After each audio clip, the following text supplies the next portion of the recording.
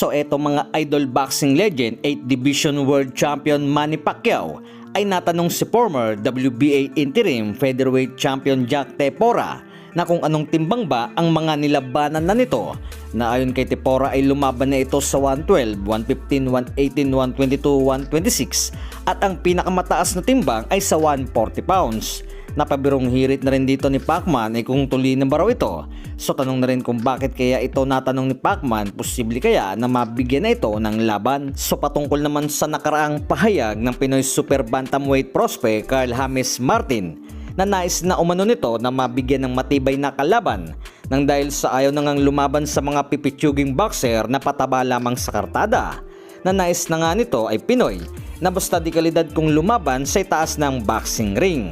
So rito na rin mga idol ay inilabas naman ang makakalaban ni Martin na si Carlo Demesilio kapwa Pinoy na bitbit sa ngayon ang kartada sa 19 wins, 12 losses, 2 draw and 11 KOs, na magaganap ang bakbakan na ito ngayong May 16 sa Pilipinas. So patungkol naman sa makakalaban ni Wonderboy ay marami namang napareact dito na parang wala ring pinagkaiba sa mga Thai boxer daw, na ibang lahi ang mga nabanggit nito. So bakit daw hindi na lamang si Energy Pilipos Ngintumbwa ang kalabanin daw nito, kung saan ngay kasalukuyang nasa ranking ng WBC at WBO 122 pounds super bantamweight.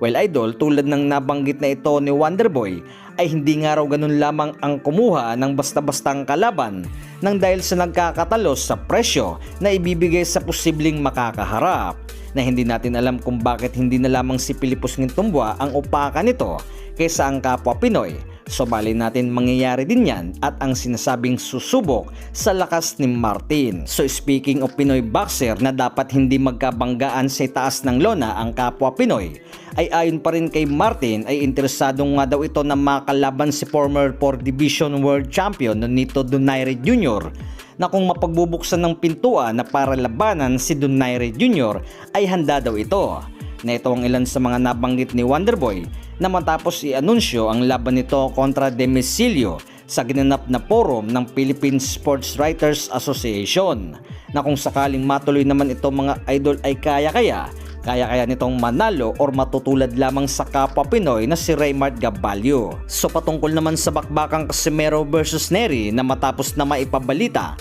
na postpone ito nang dahil sa kaguluhan sa Middle East, na ang pagdadausan ng laban ay sa Kyrgyzstan, kung saan ngay maglalabas muli ito ang kasalukuyang Japanese promoter ni Casimero at Nery na si Koki Kameda ng bagong pahayag patungkol sa bakbakang ito. So ilang rumors na rin mga idol ang lumalabas na ang tagpuro na ito ay posible nang mailipat sa bansang Japan, na matapos mag-anunsyo si Koki Kameda ng isang laban ng Japanese champion sa IBF flyweight division na si Masamichi Yabuki na ngayong June 6 ang laban. So ang labang Casimero versus Nery ay posible kayang mapasama sa event na ito, lalo na at marami ang nagsasabi na June daw ang labang ito itutuloy, na kung sakali man ay mahabang preparasyon ito mga idol na halos isang buwan mahigit pa. So ayos na rin ito para sa 3 days event ng boxing ni Koki Kameda ng kanilang promotions.